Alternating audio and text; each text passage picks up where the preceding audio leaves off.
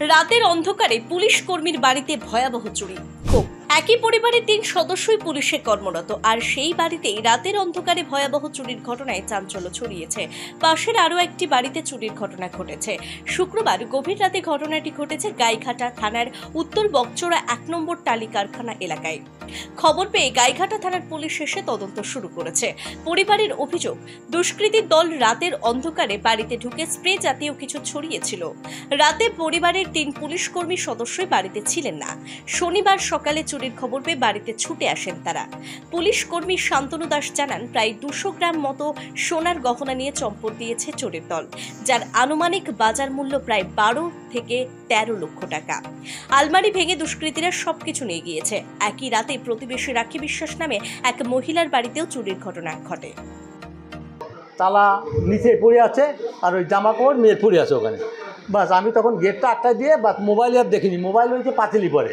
তখন আর কি আমি ফিরে আবার ঘরে গেছি, পরে আর কি হাত মুখ ধুতে গেছি, যে দেখি যে মোবাইল ওখানে।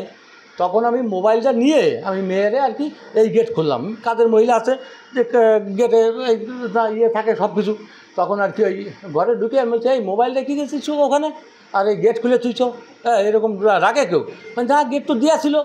হ্যাঁ, বলে কেন তালা পড়ে আছে নিচে আর গেট খোলা আর মোবাইল ওখানে। তখন ও লাফ দিয়ে উঠে বলছে, হ্যাঁ এই আমার সর্বনাশ হয়ে গেছে। তখন এই দরজা খোলা, এই যে ওলট পালট এই হচ্ছে। তখন দেখি ওই যে ওর মানে সোনা দানা যা ছিল মানে কিছু নেই। ওই ছেলের ঘরে তো ওই যে আলমারি শোকেস সব ভাঙা চূড়া উলট পালট ওই সব কিছু। সকালবেলা আমরা উঠেছি, উঠে দেখছি যে আমি আগে উঠেছি, উঠে আমি কলা থালা বাসন ধরছি, বৌমা দুটো ব্যাগ ওই ফেলানো, তো বৌমা উঠিনি। তা আমি মনে মনে ভাবছি কি ব্যাগ দুটো ছিঁড়া মনে হয় বৌমা ফেলিয়ে দিয়েছে। আবার আমি এই তালা খুলেছি, খুলে আমি এদিকে এসে দেখছি কি এই তালা খোলা। এই তালা যখন খোলা তখন আমি ভাবছি এনে আবার ওঠে মাঝে মাঝে ভোরবেলা। আমি বলছি তাহলে ভোর হয়ে গেছে মনে হয়, ওই জন্যে তালা খুলেছে আর তালা দেয়নি। খানিক পরেই দেখি যে তালা কাটা।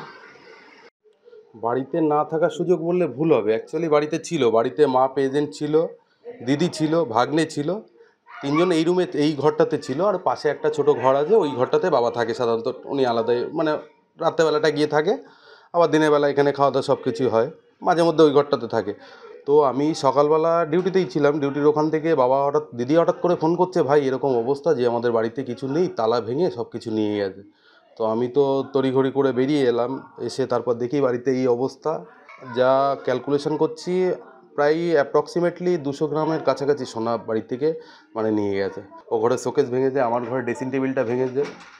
তো ভাঙার পরে ইভেন ওর যে ইউনিফর্ম, আমি দিদি দুজনই পুলিশে আছি, তো ও ডিউটিতে ছিল, ডিউটি করে কালকে ফিরেছে, আমি ডিউটিতে ছিলাম। ওর ইউনিফর্মটা নিয়ে গিয়ে বাইরে ফেলেছে, ওর ফোনটা নিয়ে গিয়ে বাইরে ফেলেছে। হয়তো কী মনে হয়েছে জানি না, যেই করুক না কেন সচেতনভাবে করেছে যে ফোনটা নিয়ে গেলে পরবর্তীকালে প্রবলেম হতে পারে, ফোনটা নিয়ে গিয়ে বাইরে ফেলেছে।